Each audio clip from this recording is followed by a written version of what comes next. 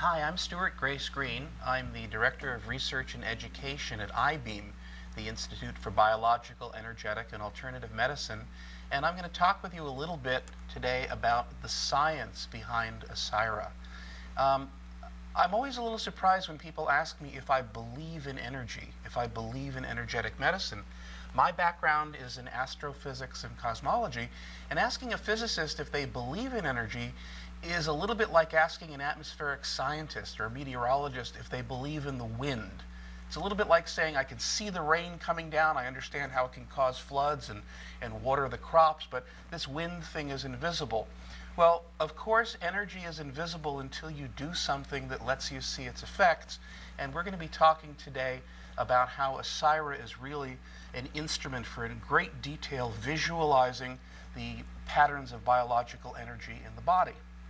Now, before we go into the science, I just want to tell you a little bit about G-Tech, the company that makes Asyra, and its founder, engineer Joe Galloway.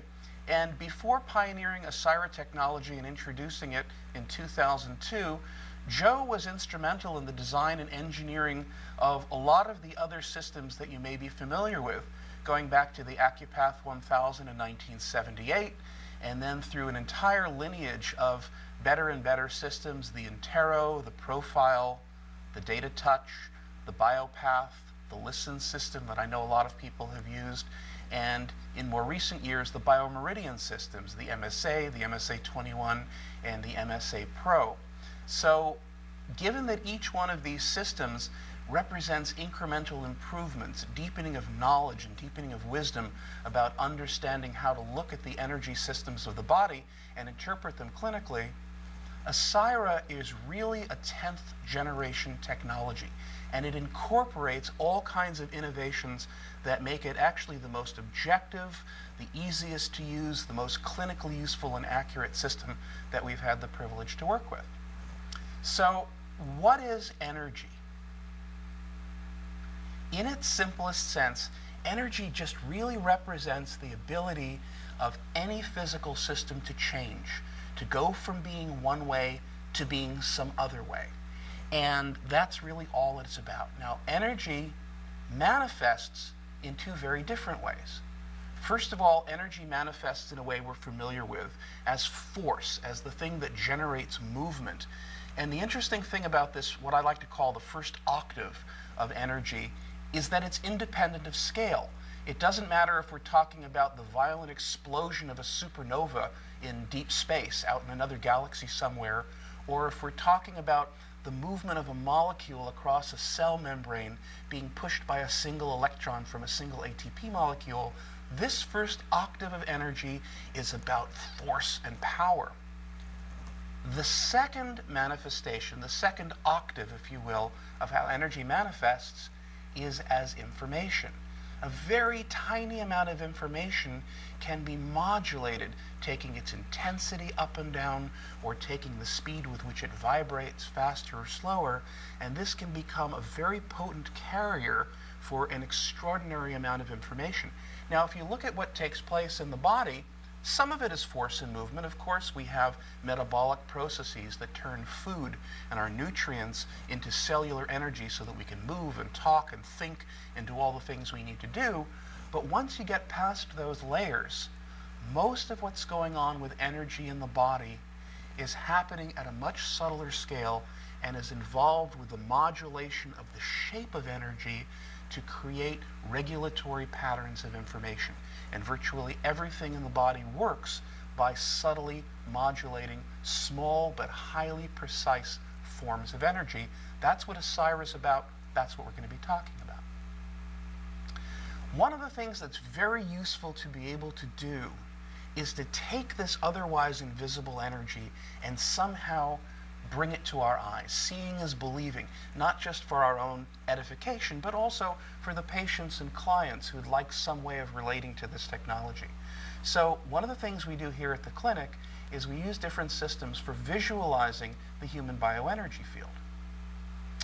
An analogy that really seems to speak to a lot of people is that Doppler radar, like you see on the TV weather reports at night, let us visualize the shape of energy in the atmosphere. We said before that the wind is invisible. Well, here's an image of Hurricane Katrina, and through this technology of Doppler radar, you can very clearly see the spiral vortex of the hurricane system. So we like to use instruments like gas discharge visualization and surface scanning electromyography to do a very similar thing, to create accurate, scientifically and clinically meaningful visualizations of the human bioenergy field. Let me give you some examples. First of all, using a technology called GDV, gas discharge visualization, we can create a picture of how physical energy is flowing around the envelope of the body, what in various ancient traditions has been called the aura of the body.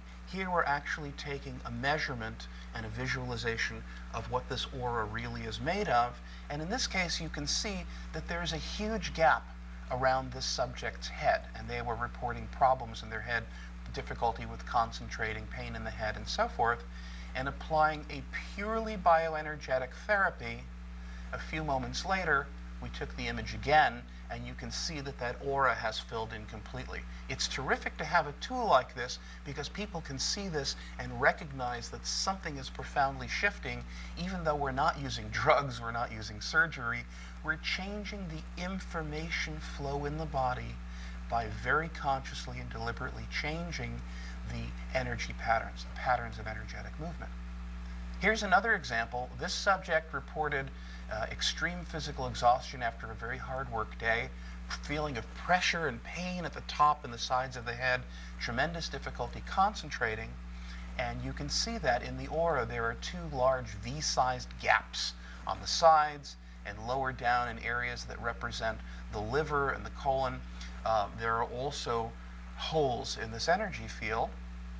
Now, with only a small bioenergetic program, actually in this case, taking the structure of their own bioenergy field and setting up a feedback loop, modifying the waveforms and pulsing it magnetically back into the body, you can see that the next image shows that the cocoon of the aura has filled in completely. Look at that again. This is how it looked with its various gaps. And then rolling forward, you can see the energy system is now much more continuous. The energy around the head appears better balanced, and the subject, after only about 20 seconds of the treatment, reported a profound sense of relief. The headache was gone, mental clarity was restored, a deep feeling of relaxation.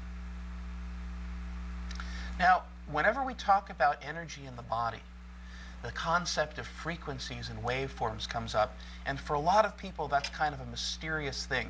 It's almost as though there's some kind of divine code book somewhere that certain frequencies correspond to certain things, and I think it's important to demystify that concept a little bit.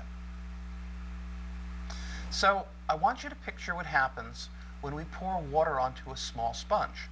Obviously the sponge is going to absorb some of the water, but after a little while it's going to become full and the water is going to start to pour through. Here's a little video of that. Water is being poured on the sponge, and after a few seconds the water simply pours through. The sponge can't hold anymore. Now, the total time until the sponge saturated was about 4 seconds. Obviously, if we use a larger sponge, the exact same thing is going to happen, except that the bigger sponge can hold a lot more water, and therefore there's going to be a longer period of time before it saturates and the water starts pouring through. And here you can see, after the same 3 or 4 seconds, the water isn't pouring through, the larger sponge is containing it, and it goes on and on, lots more water pouring into the sponge, and in fact, eventually that sponge is going to saturate, and now the water begins to pour through. In this case, the total time until the sponge saturated was about 17 seconds. So why am I showing you big and little sponges? And the reason is that the cells of the body are really a lot like these sponges, but instead of holding water, they're holding energy. I don't mean a mysterious form of energy, I mean they're physically holding biochemical, electrical energy in various forms. And healthy cells have a capacity to hold much more energy than unhealthy cells, and cells that are under constant stress are already overloaded. They're already holding more energy than they can handle, and they saturate more quickly. So if you inject a little bit of extra energy into the body, there's going to be a measurable time delay, just like the sponges, before the energy pours through again. And by measuring this time delay that's called phase angle, you can determine whether the cells that you're looking at are healthy and have a big energy storage capacity, or whether they're depleted, or whether they're stressed. That is, they're already overloaded with excessive energy. And this is a picture. You can see that the energy going in the red wave is shifted in time, coming back out again. And by measuring that shift, that phase angle, we can learn a great deal about the health of the cellular systems. Now, there are medical studies that link general health and athletic performance and capacity for concentration and longevity to having a very high phase angle. And conversely, there are some diseases like sickle cell anemia that are very easy to correlate with low phase angles that indicate poor cellular energy capacity. In fact, a few years ago, there was a large-scale study in Africa of sickle cell anemia, and it was very expensive and very difficult to draw blood, and they found that they could use phase angles reliably to determine the incidence of sickle cell anemia in the population. Now, because in the living body, the cells and the tissues are always engaged in exchanging energy. They release energy, then they recharge again as they do their biological work. They naturally set up patterns of vibration. They set up patterns of oscillation. So let's look at a little bit more complex analogy that matches what happens in the body better.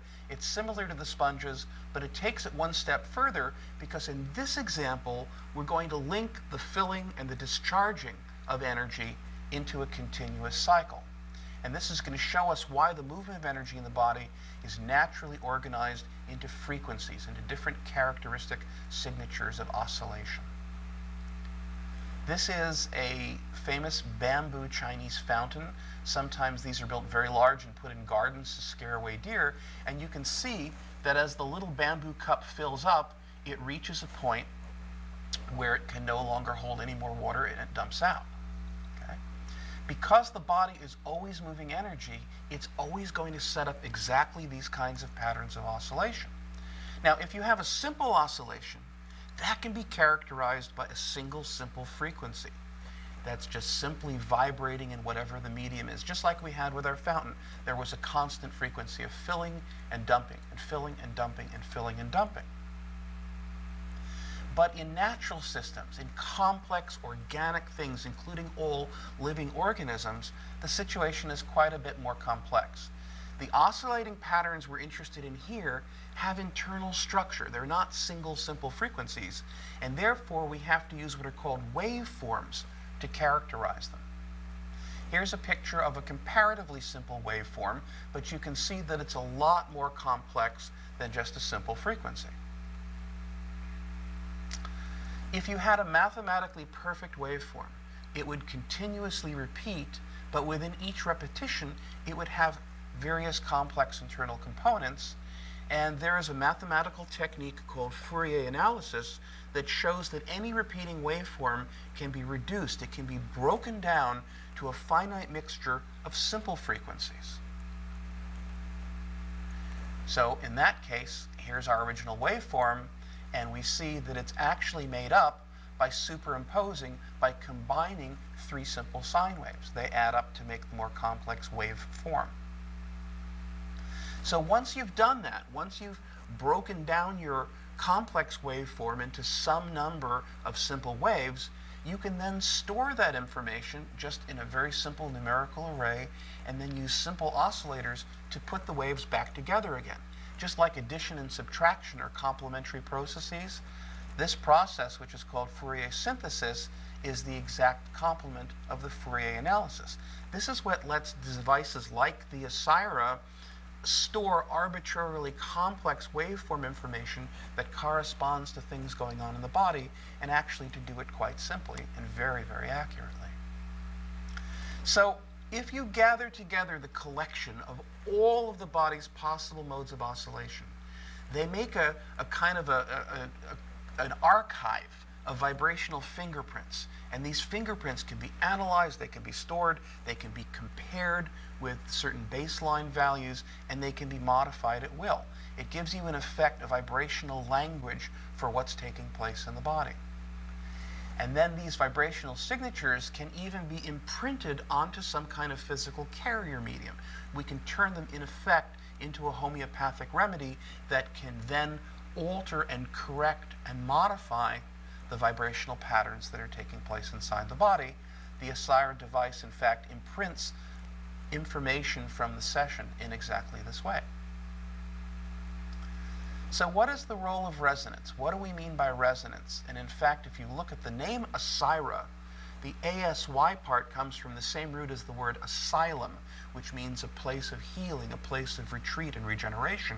And then the RA stands for resonance analysis. So when we looked at our sponges and then just now at the bamboo fountain, we saw that the body stores and releases energy in an organized way. It organizes around repetition, and it naturally organizes around complex waveforms. And each of the potential oscillations, each of the possible waveforms can be induced to reveal itself in a clinical setting and give us information through this process called resonance. Now, for us, the most familiar form of resonance is probably the experience of pushing a child on a swing. And we know that when we time the push to the natural frequency of the swing, to the natural oscillation that has to do with the length of the chain and the whole setup there, we create a resonance that amplifies the swing's motion. If we were to push in a way that didn't resonate, that didn't match with the natural oscillation, we would actually disturb and we would damp out the movement of the child on the swing. And then nobody would be happy. Another way of looking at this is that a tuning fork, even when it's resting, even when it's not vibrating, has a potential set of intrinsic resonant frequencies. And this has to do with the tensile strength of the material and the shape into which it's forged and so forth. And then when it's struck, when it's hit against the wall or hit against the knee, it takes that blast of random mechanical energy, and because of its own intrinsic nature, it reorganizes it into a well-ordered pattern of vibration. Now, if you had another tuning fork that had the same potential vibration because it had the same structure, and you put it nearby, the active energy of the one that was already vibrating would induce a resonance in perfect sync in the second tuning fork. The Asyra works in exactly that same way. Many times every second, the Asyra system actually sends out a waveform, a little ping to the body that asks the question, is this a biological energy pattern that's relevant for you? Here are the ones that have to do with potential disturbances or proper function of organs. Here are the ones that are related to environmental toxins, to pathogens, and so forth. And then the probes in the subject's hands measure the electrical response to whichever of these waveforms that the body is pinged with by the Asyra device actually induced a resonance. Change the electrical activity in the body, just like the resonance that's induced when we push the swing or in the second tuning fork when the first one rings the same way. So one way of looking at the Asyra is that it's really like a sophisticated kind of lie detector. But instead of asking questions like, where were you on Valentine's Day in 1929, it actually poses its questions as energetic waveforms. And then those waveforms, those questions that have been put to the body as energetic patterns, the ones that resonate with the subject's field will create measurable electrical changes that are recorded through the probes. So while the measurements that are done by the Asyra are very much more specific than what's coming from the lie detector, it's more like the discussion we had of phase angle and cellular energy storage and release and the vibrational patterns that are set up. It's pretty much the same concept. The Asyra will continue to ping the subject's body with all of the different possible waveforms associated with organ function, associated with different emotional patterns and distress patterns, associated with toxins and bacteria and viruses and so forth, and some subset of those pings will resonate. It will be like the tuning forks that are already present in the body that recognize that pattern and respond. Now, each time there is a dysfunction that's noted, each time there's a resonance of this sort, the system will then look in its extensive internal repertoire of remedies, of nutritional remedies and nutraceuticals and homeopathic signatures that have been encoded, and it looks for patterns that will neutralize and balance and restore the proper waveforms. Now this is very interesting because a lot of other systems have a repertorization. They have basically a dictionary inside of them of all kinds of different remedies, but they're not examining it in real time. They will determine, for instance, that there's a liver dysfunction, and then they will simply statically look up, okay, well, here are 12 things that are good for the liver. Let's tell them about those. The Asyra does something that's far more sophisticated and far more dynamic. It will actually take the energy signature for each of the remedies that it has in store and will test them against that dysfunction, for instance, of the liver, and find the ones that in real time today for this person create a balancing. And as it goes through all of the different dysfunctional energy patterns, and it finds 5 or 10 or 15 or 20, not only will it find the remedies whose signatures help to regularize and restore and balance them, but it will also look at all of those disturbances and all of those remedies together in context and make sure they all harmonize. If it brings in a remedy that's effective for one of the dysfunctions, but then that remedy doesn't harmonize with the other ones that have been chosen, it goes back to its repertoire, it chooses another one, and it will only deliver a final set of recommendations in which every piece is on point, every piece is effective, and every piece is in resonance with every other one. So I like to say that the idea that our internal state can cause physically measurable reactions isn't a new idea. Here's Pinocchio, and of course he had his built-in lie detector. So this notion that the body responds in ways that can be observed and detected and measured based on external stimuli, like asking questions, whether they're verbal questions that are truth or lies, or whether they're energetic questions, we can measure the responses. Now, another key to the effectiveness and the accuracy, the tremendous accuracy that we've observed clinically, is the way that Asyra calibrates to each individual uniquely. And we like to call the explanation of this the tin can telephone effect. Let me show you what I mean. If you imagine two people talking over a tin can telephone, you know that the string between the two tin cans has to be tight. If it's not tight, then no sound is going to be transmitted and there's going to be no conversation. The person speaks into the first can, the can resonates, but that resonance is then not carried by the string. On the other hand, if the string is pulled tight, then the sound energy that vibrates the tin can makes the string vibrate in resonance with it, and you have a completed circuit. In the first few seconds of each Asyra test, the device does exactly the same thing. It performs the bioelectrical equivalent of tightening the tin can telephone string. It does the equivalent of making sure that there is a completed circuit that information can flow through. So why does this effect make such an important difference in the accuracy of the results? Very simply, when you send bioenergetic waveforms into the body, you need to know that they're reaching their intended targets, that each system that you're attempting to inquire about through resonance actually gets engaged and successfully resonates and reports on its status. Otherwise, you're not getting an accurate reading. So because each person's electrical characteristics are somewhat different, and in fact the same person's characteristics can be different at different times, you need a specific intensity of the pinging waveforms to ensure that you have that tight string, to ensure that every possible resonance is actually being activated. And without this individual calibration, and we don't know of any other system that provides it in this way, you don't really know if the responses that you're getting are meaningful or if you're just hitting the equivalent of a loose string. So because of a host of refinements like these, among many others, we find that the Asyra device really gives us a level of clinical accuracy and consistency, not just in an individual test, but when you look at the trajectory of tests and therapy based on those tests over a period of months. And because this testing process is completely objective, it's completely operator independent, you get consistent and reliable results.